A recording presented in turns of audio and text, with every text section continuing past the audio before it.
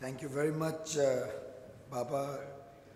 Dr. Kalyani has always been a big supporter of all the work that Prime Minister Modi and all of us are trying to do, and we really value your support and continued encouragement.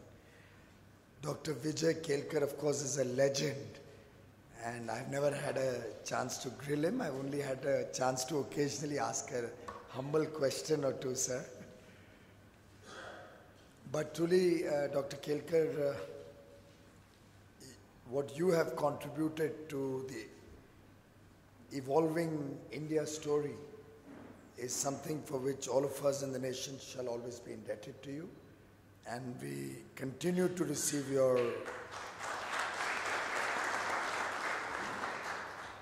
guidance. In fact, the last time we met, I had mentioned, or he had mentioned to the Honorable Prime Minister about utilizing the coal reserves of the country better.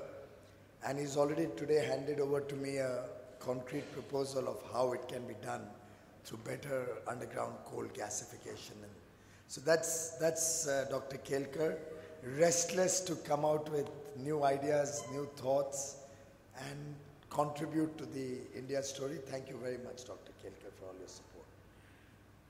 Mr.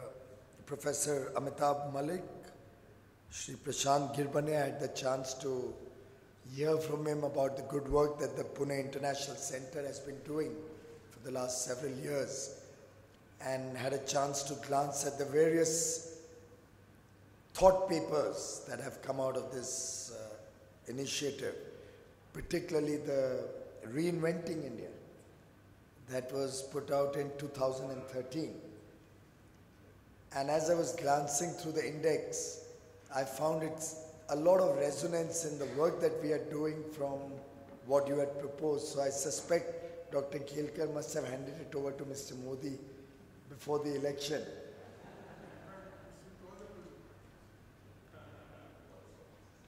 But I'm glad that we think alike, and I'm glad that Punekars and the intelligent wealth of knowledge that Pune has, and not today, it's a traditional trait. I think for years and maybe centuries, Pune has been valued as a thought capital of the country and has come out with some of the most brilliant minds. And in that sense, it's very natural that the Pune International Center should come out with such innovative thoughts, new ideas, ways in which we can fast track the India story and take it to the next level. I was asked to discuss about the Global Solar Alliance this afternoon. But before I get there, I'd like to set the context in which we are looking at solar or renewable energy or clean energy. Of course, I was just looking at the figure since Baba just mentioned. The LED figure as we speak at 2:07 p.m. is 9,29,77,400. But incidentally, this is the figure starting 1st May 2015, and it's about 11 months and 10 days old. Rather 9 days old. I'm adding a day unnecessarily. And this is the figure of only one company, the EESL, the Energy Efficiency Services Limited. It's a Government of India company, a public sector undertaking, which all of us love to deride and berate and criticize. But it's a public sector company run on public sector salaries by a young team. The managing director chucked a World Bank job, which he had probably in Manila or somewhere, Bangkok or Manila somewhere. And he came back to India to serve the motherland. The team is no larger than probably 80 people. The company used to do 600,000 LED bulbs per year until 2013-14. It is currently doing 700,000 bulbs a day.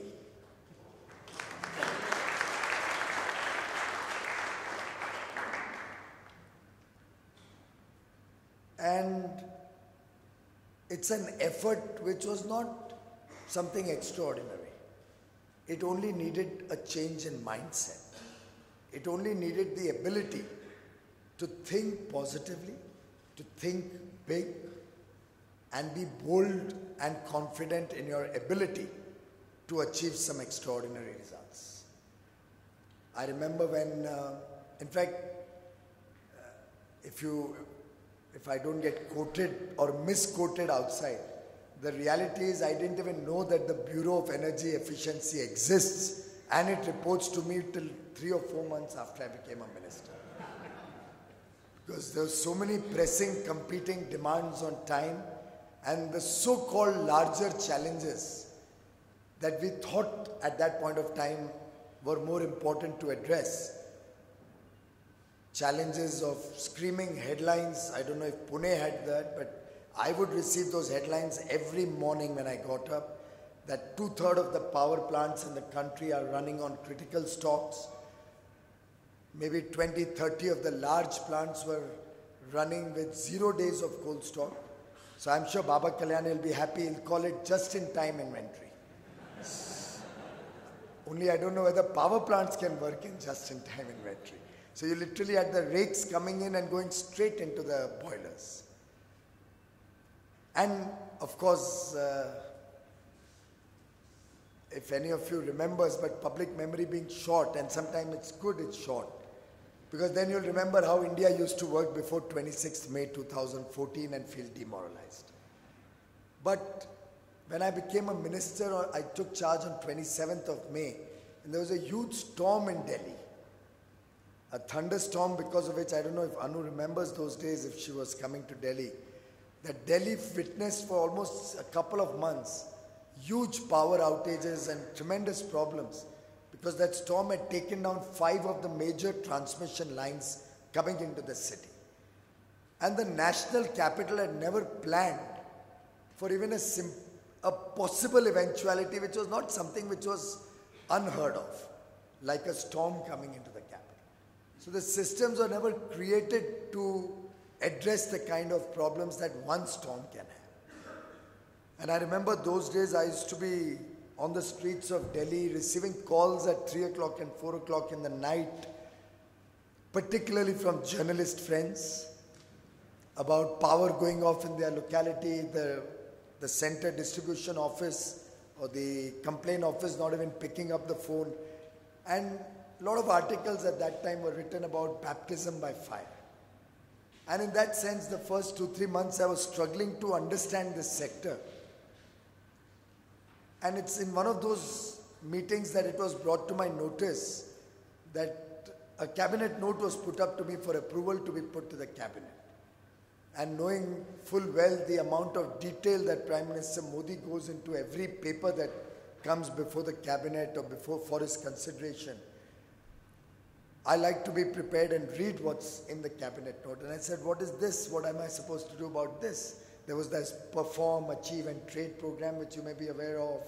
There was this LED bulbs program talking about some 1 million or 2 million LED bulbs to be given out on a subsidy basis. A program in the future where they'll give out 50,000 or 1 lakh solar street lights. Petty targets put up to me. I said, if I put this up to the cabinet, I'm certainly going to lose my job. And then as we got thinking and seeing what's happening, we realized the huge potential of LED bulbs. India had moved a little away from the incandescent bulbs into CFLs, and technologies evolved, so at that point of time it was thought to be great energy saver. In hindsight, of course, it's very easy for me to say that it should never have been brought to India given the very, very severe risk of mercury contamination in the ground that the disposal of these CFLs is causing to India. But I won't go into that history, but when I looked at the program potential, I was amazed that India continues to use 770 million incandescent bulbs.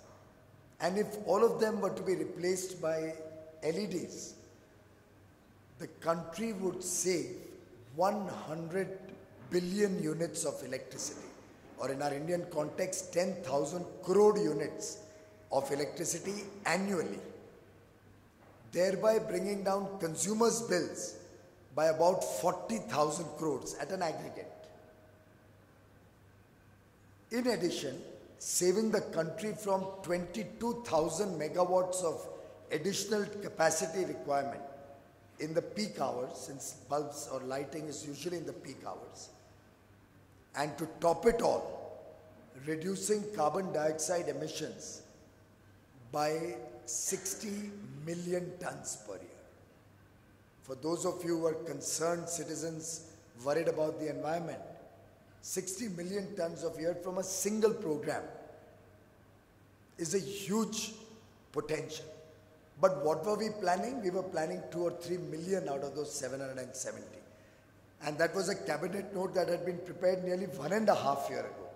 So it had been doing the rounds for 1.5 years when it first was put up to me in August or so of 2014. I tried to suggest to my colleagues that, let's scrap it and let's rework it. But then they pointed out to me that if we don't get it approved by the cabinet, the budget will lapse. And I'm just giving you this whole context because I want to build upon that to show you how we have changed the way government works. So if the budget will lapse, so be it. My guy said, no way. If the budget goes, we are finished. The department has to wind up. We have no money for salaries. And then we'll never get the money back from finance if it goes. So let's grab it while it's there. So helplessly I approved it. It went to cabinet. Prime Minister scolded me for it. He asked me 3 or 4 embarrassing questions till I had to say, sir, I'll come back with a modified story a few months later, but at this moment, let's approve this. When I came back, I just spoke from the top of my hat to my team about what was possible to do in this. And they pointed out, and I don't know if any of you has been buying LED bulbs earlier. You may recall that these bulbs about 3 years ago were about $2,000 each, if you went for a good quality Philips or something. Because I know, because my wife curses me every time I talk about LEDs. She had bought LED bulbs at 2,200 rupees a piece for my home in Mumbai. And she curses me for not being able to benefit from the price reduction we've been able to get. At that point of time, February 2014 was the last time EESL had purchased these bulbs.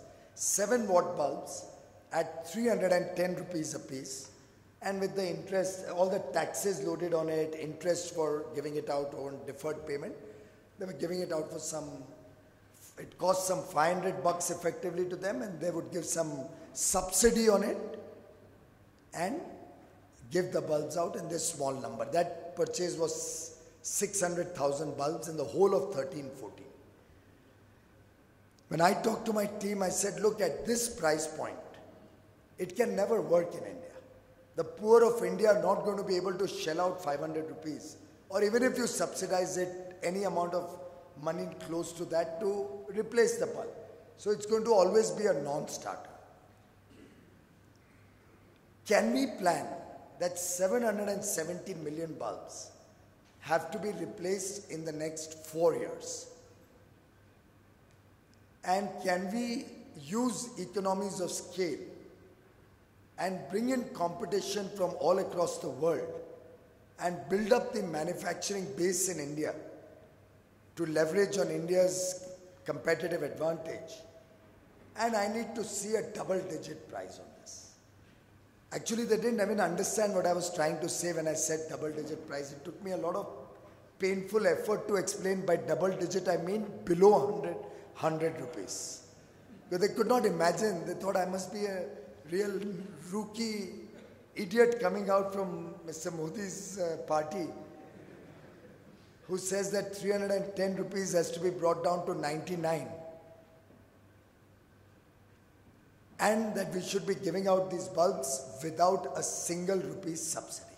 It should be made an economically viable proposal, because as long as we remain dependent on subsidies, we'll never be able to scale it up to the level that we want. Then we had a series of discussions with all the manufacturers, suppliers, technology experts, international companies. I personally would sit into those discussions and articulated this concept of 99 and got it drilled into everybody's heads that this is going to happen. We are going to get 99 and we are going to do 770 million. And I'm delighted to share with you that prices kept falling. The whole process was absolutely transparent. In fact, we didn't reduce the technical specs by even an iota. We made it even better. The technical specs were further improved. The qualifying criteria to bid in our process are electronically operated reverse bidding. I think by the time I finished my term, the whole government of India will hate me for having brought reverse bidding and e-auctions into everything that I do.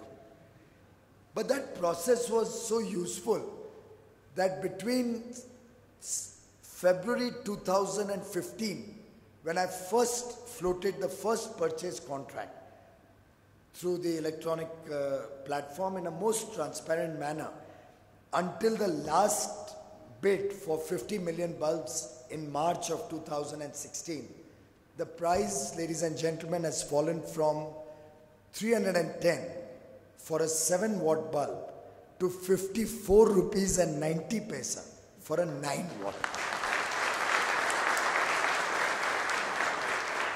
It's a reduction of about 83-84% only. And who are these suppliers? The suppliers are Philips, Osram, Crompton Greaves, Surya, amongst other companies. All AAA companies who fit into very, very exacting standards and qualifying criteria, who give us a product which has 3 years of warranty, but all our tests, we do that 6,000-hour tests or whatever is called for, which gives us the confidence that they'll work between 7 and 10 years in the normal course.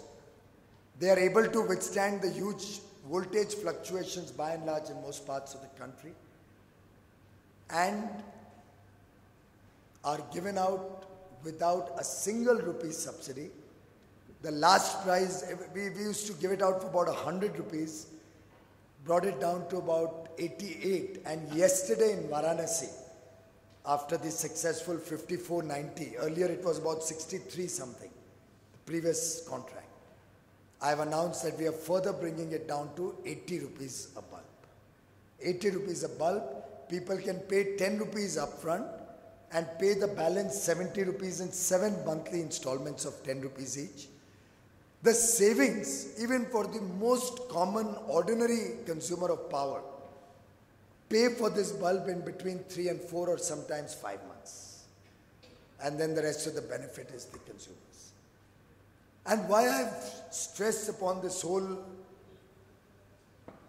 story is to reflect that every unit of energy saved is going to actually not only save 1.3 times of generation of power, and actually when I say 100 billion units, I don't even assume that 20% or 25% of losses.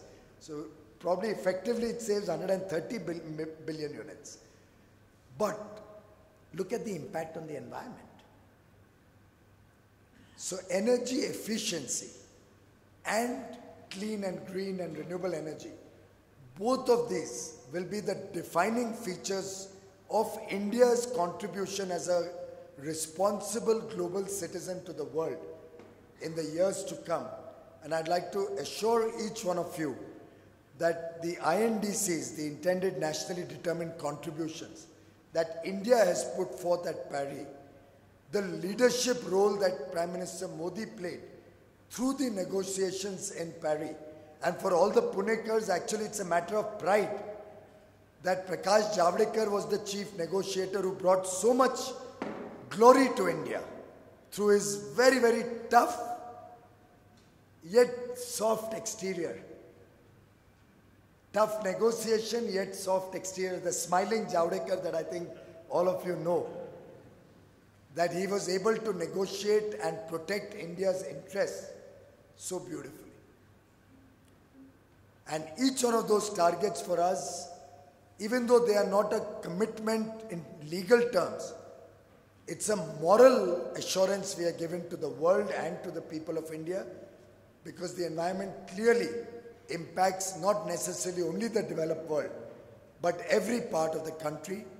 We can't afford to let climate change get any worse. And despite the reality that India's own contribution to this problem is very small, supporting 17% of the world's population, we have only contributed some 2.5% of these greenhouse gases. It's the United States and Europe supporting barely 10-12% of the world's population who put out more than 50% of these carbon, these greenhouse gases up there. And I'm very, very sorry to share with you that they are doing nothing concrete, nothing of substance, nothing of significance compared to the contribution to this problem when it comes to addressing the problems of climate change. It's a very, very unfortunate, bitter, inconvenient truth that I'm sharing with you. But India does not want to get daunted by that. Irrespective of any support the rest of the world gives to any significant effort of India's, this government stands committed. Prime Minister Modi, in fact, is on record when President Obama was here to say that we are not doing our solar thrust. We are not focusing on renewable energy. We are not an energy conscious country because of some international pressure. For us, it's an article of faith. This is something India, Indians, and all of us believed in, not today, but for centuries, ever since original traditional Indian history goes back. Because India, we even revere the trees, we revere nature, we revere rivers, we revere the sun. And we recognize the value of the universe. In fact, there's a very native African proverb which says that we do not inherit the earth from our ancestors. We actually borrow it from our children. And effectively, that is the level of commitment that we have taken upon ourselves, that we will leave behind a better planet than the one we inherited in our lifetimes, so that these young children and the next generation understands the value of the universe of natural resources and takes this movement forward. And hopefully this global effort can save the planet from a potential catastrophe. In some sense, as the world is evolving and developing newer and newer technologies, India hopes to be at the forefront of this movement.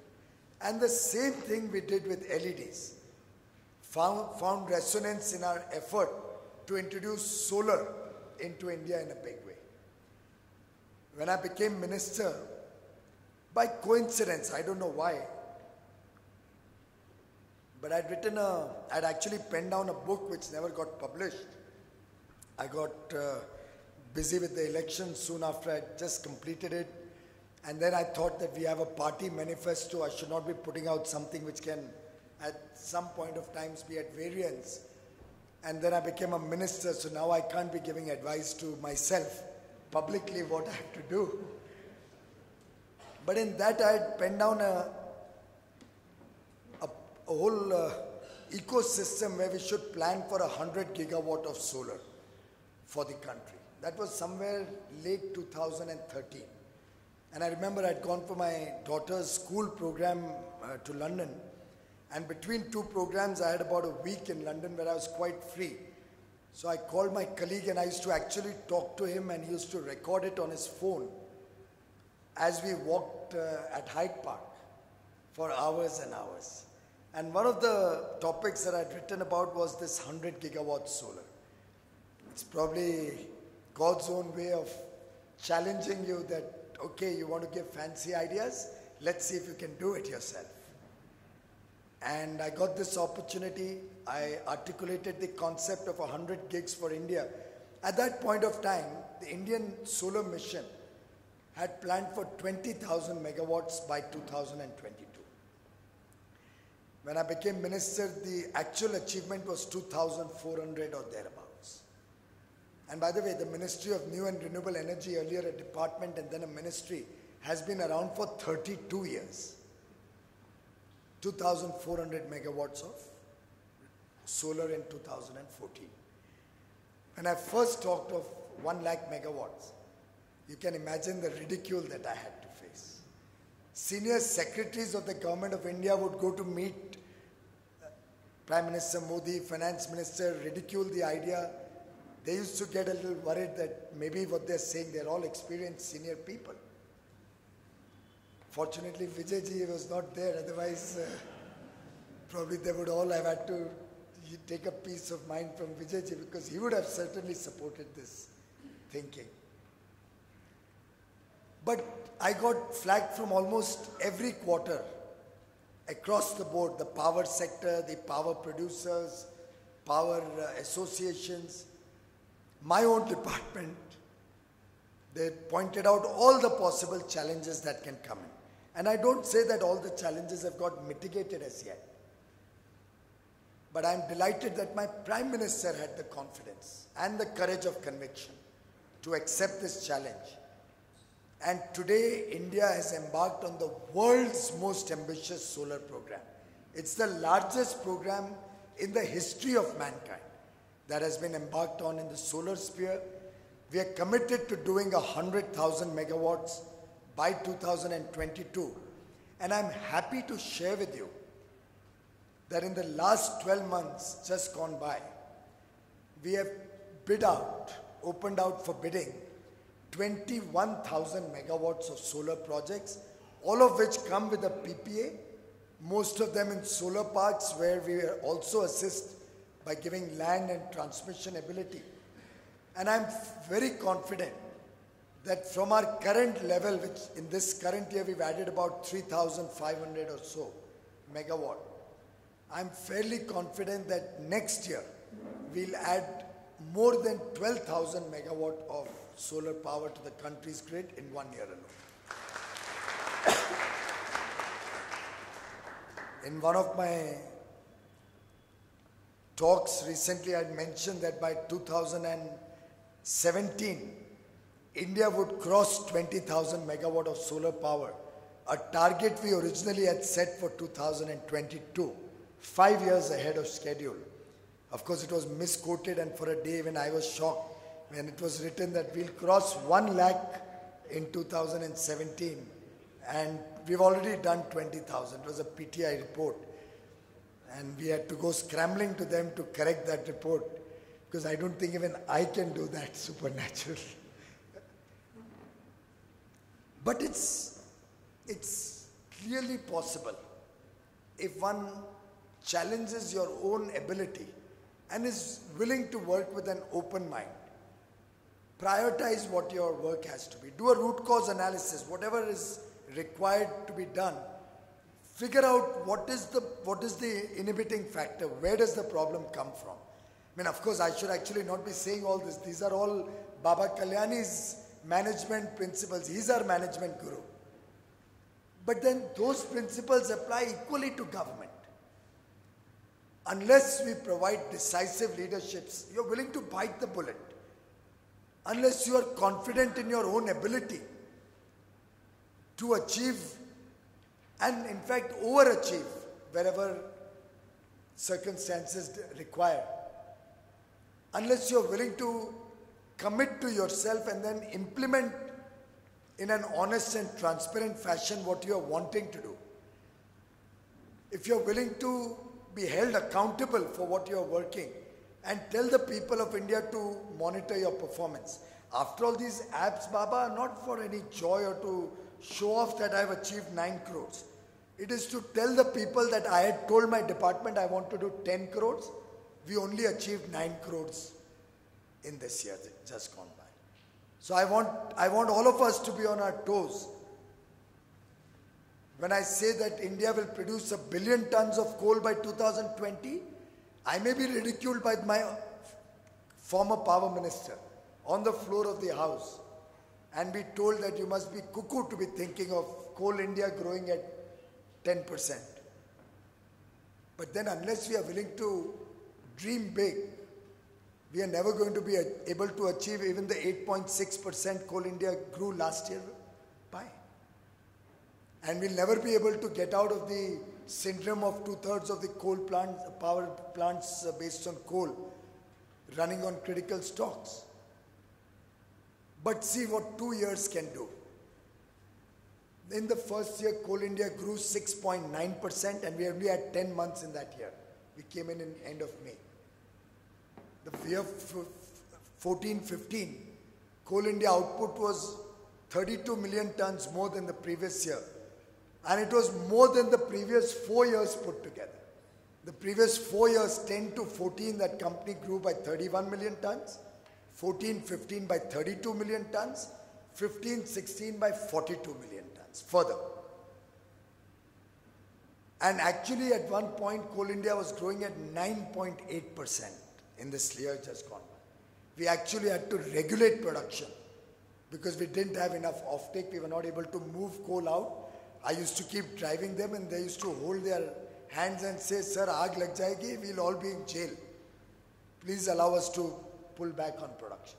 So I had to allow them to come down from 9.8 to 8.6 to maintain the level of stocks that the mines can hold. But all of this is possible because that's India's strength. What India lacked was the ability to think big, to believe in scale, to navigate it skillfully, to do it on defined timelines, speed. I hope the municipal commissioner didn't feel bad. I was just talking to him before I came in. He's left, I believe? Yeah, CM is coming. So good he's left because he wouldn't have liked what I'm going to say. Now, it pains me when I travel anywhere, and it's not paining me today. It pained me even 5 years ago, it pained me 20 years ago, just like it pains any of you in this group here. When you pass by a flyover, it took me 1 hour to come a distance I was told will take 20 minutes by my staff. It took us 1 hour. We left at about 12:50 or so. Right? You were there. And along the way I was seeing flyover being constructed, not one person working on it. It's a harsh reality of India. It's not as if it's unique only to Pune or to that flyover. We have these problems all across. But why can we not plan that if a work starts, it has to have 24/7 work and end in a defined time frame? And it's precisely for that reason, Baba, that yesterday in Varanasi, when I started the work of underground cabling in the old city of Varanasi, the place where Kashi Vishwanath temple and that congested Varanasi, that all of you, if any of you has visited, may be aware of. Yesterday I started the work on the ground. I was told it will take about 1.5 to 2 years. I have challenged them to do it by December, which is 8.5 months from now. The best that they could come up with is 1 year. They said we'll do it in 1 year. I'm continuously going to follow it up. So I've deputed an officer who goes every Tuesday to review the progress of the work there. Every Tuesday. A senior IAS official from Delhi, lady officer, travels to Varanasi, diligently follows up what's happening. And I promise you that that will be a benchmark for how government projects have to be executed in a defined time frame through focused concentration, and to enable me and empower me to get that done. I released an app yesterday in Varanasi. It's Kashi IPDS. You could go to Google Play Store and get it. It's just got developed, so the Apple takes about a month to validate it. After a month, you may get it on your Apple phones also, or through the Apple Store also. but through Google you can download on your phones. It's called Kashi IPDS, or is it IPDS Kashi? And what does it do? I've put out the entire project in detail, what work has to be carried out, like we would do a PERT chart in our office or in our factory. I've put that out. Only the PERT chart would be difficult on a mobile phone screen. So we've called it milestones and broken up the entire project into 8,800 milestones. And we are monitoring every activity. And as it gets completed, it's logged onto the system so that everybody in the entire Varanasi area knows exactly what was expected, when that part of the work was expected. So if you live in Kalyani Nagar, you should know that from 10th September 2016 to 20th September 2016, the work will be carried out there. This is the nature of work, and this is the quality of goods that will be used. We put that all out transparently through an app to the people for them to monitor the work, ensure it's done on timelines, to the right quality, and can also give feedback, suggestions, complaints, which help us perform better. Now, can we not as a nation think in those terms? Can we not think that if we start a road project, a flyover, if we start a rural village electrification project, we take it start to finish. We don't start 460 railway projects like Suresh Prabhu inherited and add another 30 every year to get a few thumping of desks when the rail budget is presented. But keep adding to the backlog and have a situation that today we have inherited a project in the railways that was started in 1975, 41 years ago, and remains incomplete today. There are times some people say, I didn't get any new project in our constituency.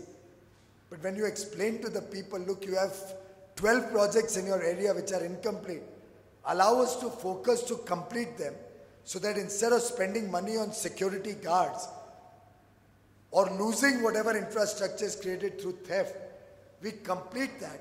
We start getting an economic value through usage of those lines. The people benefit, passengers benefit from traveling on those lines.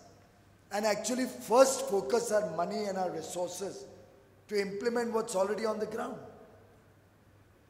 And these are the type of changes, the change in mindset, the self-confidence in the system, energy security, or security on different aspects of India's future, be it energy security, be it water security, be it defense security, be it food security. These are the aspects which are grappling the attention of this government. Only 2 days back,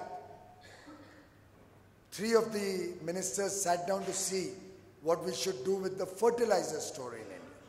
And the fact that so many years after independence, knowing full well we need a certain level of fertilizer, should India continue to import? And those of you who know this industry will realize that the day India opens a tender, prices just shoot up through the roof. We are the largest buyer of fertilizer internationally. But if we can produce another 60-70 lakh tons and become secure and have 100% production in-house, we can actually save maybe thousands and tens of thousands of crores on fertilizer subsidies. And that is the paper that Honorable Vijay Kelkarji has just shared with me. If we can convert coal to gas and produce fertilizer out of that as the next step, and then maybe petrochemicals and whatnot, all this fossil fuel, the 300 billion tons of fossil fuel that India is blessed with, which would otherwise be used as coal and spew carbon into the atmosphere, can actually be used as a more cleaner fuel, gas, and be a more environmentally friendly way to continue with India's energy security and yet achieve the benefits of development and progress. And towards this ambition, we believe that it is time India does not follow the world, but India starts leading the world. And climate change is one area in which India will lead the world. We will show the world the path forward. We will demonstrate to the world that just like many of us as children were told by our parents when we walked out of a room, did you switch off the light? Did you switch off the fan? Don't waste food in your plate. Take as much water to have a shower as is essential. Those were the days. That's traditional India. A conservative society which believed in conservation, effective utilization of scarce resources that we had.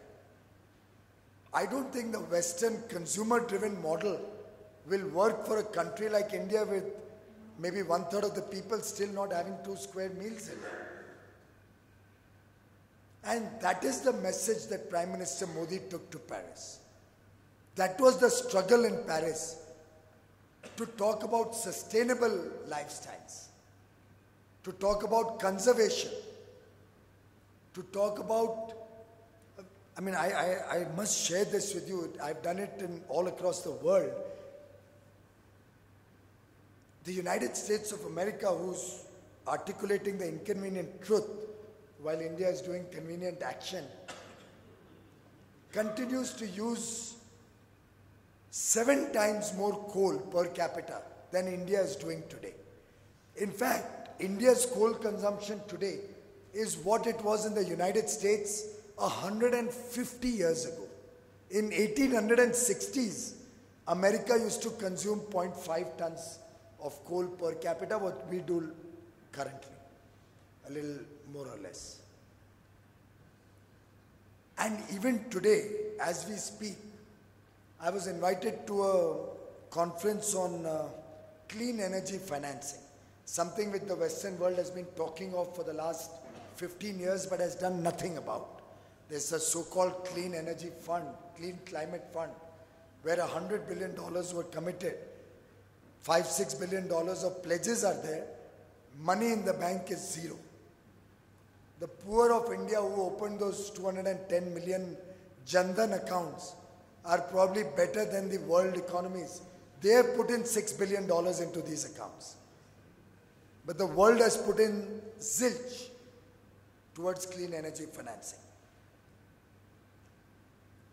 But look at the double standards of these countries. Baba, you go to anywhere, any country in the world, or developed countries, and you look out of your hotel window, post office hours, there is a picture of 12th of January, 9:11 in the evening. I'll have to see which city I was in January. The whole building, it's a 100-story or 50, 70-story building, fully lit up through the night, with not a soul working inside that office. If I had a telescope, I could actually read the paper on that desk. It was so brightly lit up, right outside the hotel room.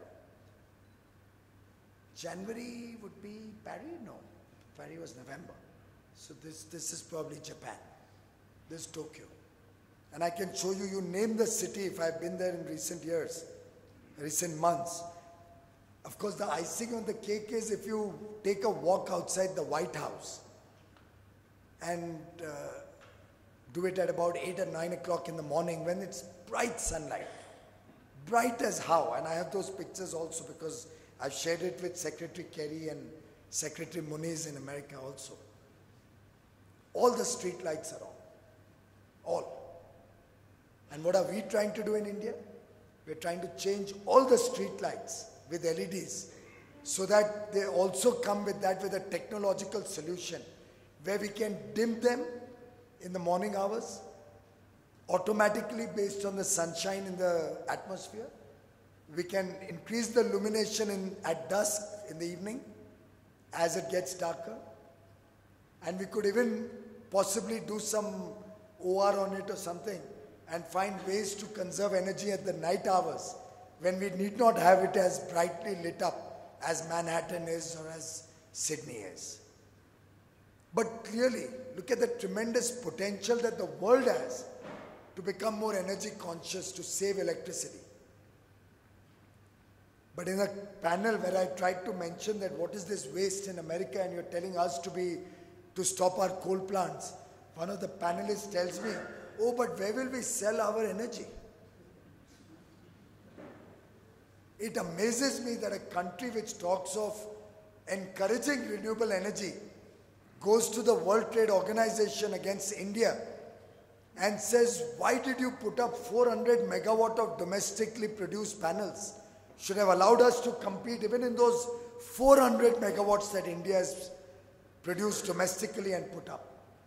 And they go to the WTO, win a case for us having protected our domestic industry through domestic content requirement. Tom about it, that is their contribution to encouraging renewable energy in the world. I am totally lost how by stopping and stalling India's growth and progress.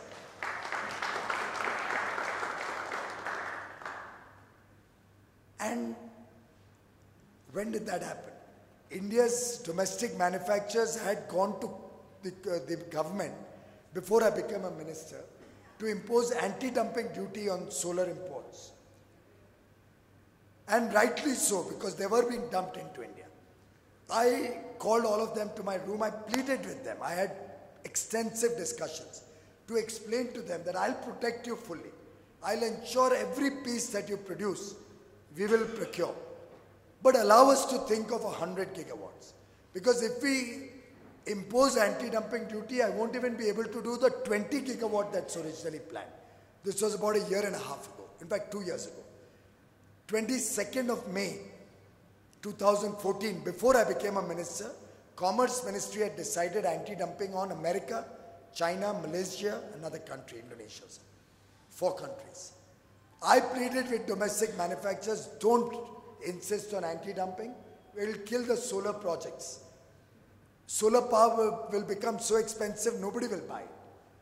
I want to, in fact, scale it up so that costs come down. And I'm delighted and I'm obliged and I'm proud of our domestic manufacturers who withdrew one case. Having won the case, they withdrew their application on 7th August for anti-dumping duty. On 22nd August, within the 90 days that we have to impose it, June, July, August, right? 22nd August, I actually flew from Mumbai. Finance Minister, Commerce Minister was sitting at midnight at North Block. And we sat down and I showed them the letter and the agreement with the domestic manufacturers. No agreement, no legal agreement, nothing, all verbal discussions. That's the trust they had in Prime Minister Modi's government, that they withdrew anti-dumping. And thanks to that, today, not only are we confident of achieving 1 lakh megawatts, not only have we bid out 21,000 megawatts last year, we are well on path to achieve our targets. We'll continue to support every domestic manufacturer and use every piece of equipment they make,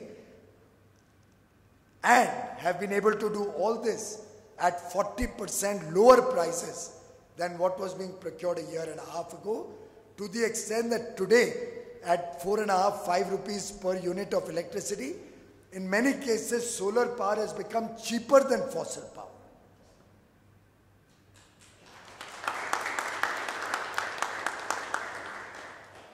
A little more innovative financing, if it comes in, some long tenor funds come from support internationally, it could actually go down to sub 4 rupees. And look at the fact that this price is flat for 25 years. Those of you who monitor your bills will know that in the last 10 years, electricity prices would have at least doubled, if not more. So imagine you are going to get power from a natural resource where we don't have to be worried that some foreign country will cut off your supplies. We can never forget what happened in the Chinese aggression or the Bangladesh war, when our defense equipment could not even get spares because these original suppliers, for geopolitical reasons, refused to give us spares. So very often people talk of, why should we open up defense to manufacturing, in which Dr. Kalyani is doing some wonderful work. People talk about free trade in the world. What is free trade? America imposed 267% import duty on steel. Why should we not protect Kalyani Steels? America has the right to protect their domestic industry. But the underdeveloped countries, emerging economies should not. They should open their boundaries to allow foreign capital to flow in, to allow foreign goods to flow in unhindered. Everybody wants a free trade agreement. And Dr. Kelkar I may not find resonance with some of what he was telling us in one of our interactions. But this complete opening up should be a two-way traffic. You have surplus capital, you have technologies which you want to, I should not use the word hawk in India, but let's say you want to sell in India. But then we have human capital, we have people, we have skilled manpower. Then there should be a two-way trade. You bring in your investable surplus to India, I will take my investable surplus to your country. Let's have a fair two-way trade. My capital, human capital, is what I have in abundance. You may have it, investment. So let's have a fair deal both ways. And I've been receiving calls. We did try to come to a settlement with the United States and almost reached one, in fact finalized one, and I was in Japan probably, or Australia, I don't remember, Australia maybe. Australia, when the last day was there for them to announce the panel findings. And even on that day at midnight, we were talking to the USTR. And we had finalized everything that, okay, we'll settle that in the future, how we'll protect our domestic industry in a fair manner, WTO compliant manner. And then they throw a bombshell. They say, so fine, we'll declare the findings of the panel and we'll simultaneously declare that we have settled. I said, hang on. So you want to say that I made a mistake or I did a crime, and that as if you are forgiving me for doing that crime, or we have come to a out-of-court settlement or consent terms? I'm sorry, India does not accept that. If you are really truly honest in the settlement, then withdraw the case, just like my domestic manufacturers withdrew the anti-dumping duty request. I didn't have to say that yes, anti-dumping duty request is genuine, but government will now not impose it. They withdrew it. They showed magnanimity. But the Americans wanted to demonstrate to the world a victory, a trade victory. And I told the USTR, I said, look, there are some things that go beyond trade. Tomorrow if there's a terrorist attack on you, will you first bother about the terrorists or about your trade pact? Climate change is no less a challenge to the world. In fact, publicly, the world has recognized terrorism and climate change to be the two biggest challenges before the world. And I would think any forbearance on trade pacts, any concessions on encouraging renewable energy, encouraging clean energy, on making the world a better place to live in, should have actually been welcomed by the world. And this is in a situation where the United States has 16 programs at their states where they give domestic content requirement protection to domestic manufacturers when they procure solar panels in the United States. And I got a call in the last 4 days from the US ambassador, from a senior Indian civil servant who deals with diplomatic issues, a senior person whom we have brought from the United States to help us in government and is a part of my government, all of us asking me, Piyush, what are your thoughts about this solar dispute? Is there still a headroom to negotiate? Because I think Monday they have to finally announce the findings. Rather, the findings are announced, but to make them final. And I have categorically said India does not bow its head under this kind of a pressure. We will fight it out. I will go in appeal. I will continue to protect every domestic manufacturer. I will take every solar equipment that's produced here. In fact, I'm soon coming out with a policy to further encourage manufacturing in India. I'll incentivize that. And I'm going to file 7 and 9, 16 cases on the United States for their violation of WTO policy on solar procurement.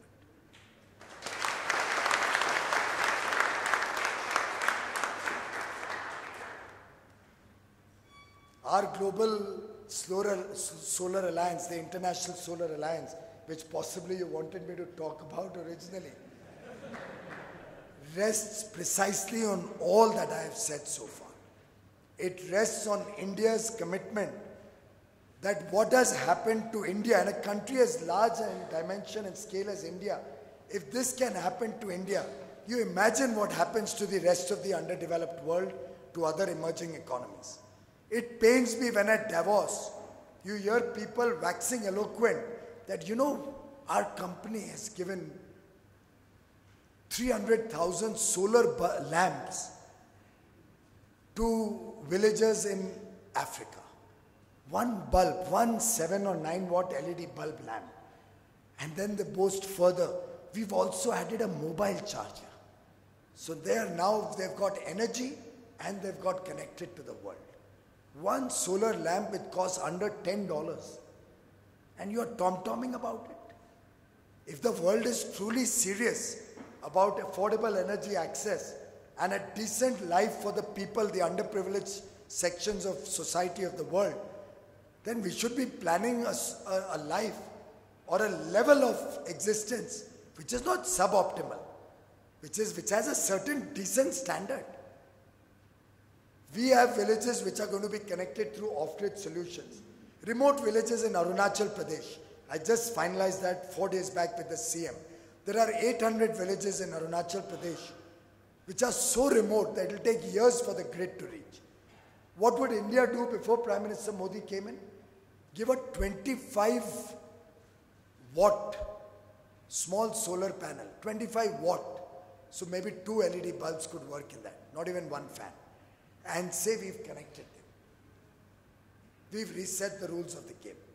We've said we'll give at least 200 watts. And with that, considering these people have been deprived of energy for 7 decades after independence, living in such a sensitive border area as Arunachal Pradesh, I said we'll not only give you a 200 watt unit free of charge, we'll also give you LED bulbs along with that. We'll give you an LED fan. And I've told my officers, work out where the money will come from. But we'll also give you a small LED television to truly connect you, to show you what's happening in the world, make you feel a part of growth, development, progress that India has made. And the sum and substance of the ISA, the International Solar Alliance of 121 countries, I hope most of them join in. But I'm getting very good traction, particularly from the African 54 nations, the 14 Pacific Island nations, because they recognize that India doesn't behave like a big brother. India deals with a spirit of equality when it talks with all its neighbors, with big and small countries around the world. When Prime Minister Modi talked to the 14 island nations, both in Fiji and then in Jaipur, the respect he gave to a nation whose population is under 1 million was the same respect that he gives to President Obama. And that, ladies and gentlemen, is why the International Solar Alliance has been launched. The effort there is that the whole global world has to be connected with renewable energy, particularly solar energy. All should benefit from energy security, clean energy, better environment. The benefit should be to a scale which is respectable, and India would like to contribute to developing solar energy across the world faster, more effectively, more efficiently. And ISA is going to be that platform which will help us engage with countries around the world, also help the developed countries, if they really so desire, to contribute to the efforts we are doing in other parts of the world. And this international platform, ladies and gentlemen, will help us truly integrate energy as an important part of the global ecosystem, be it in terms of climate change, be it in terms of economics, be it in terms of the financial world. We believe the leadership role that India is providing to the solar energy revolution can best be taken to all parts of the world through a multilateral agency like the International Solar Alliance.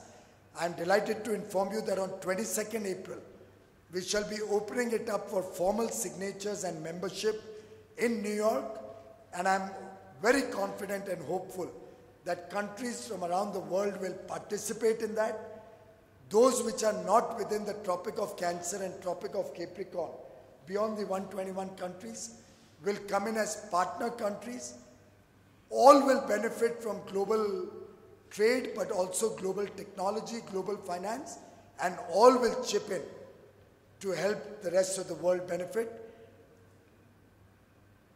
The alliance rests on the fundamental belief that India deserves to have a rightful place in the Committee of Nations, and that rightful place can only be achieved when we, as a nation, as Team India, believe in ourselves. We have some optimism, we trust our own ability. This attitude of pessimism and cynicism that is often reflected even in our own international engagements. The kind of pessimism, cynicism, and deriding our own nation that I see often, including, pardon me saying so, sir, captains of industry often, articulating,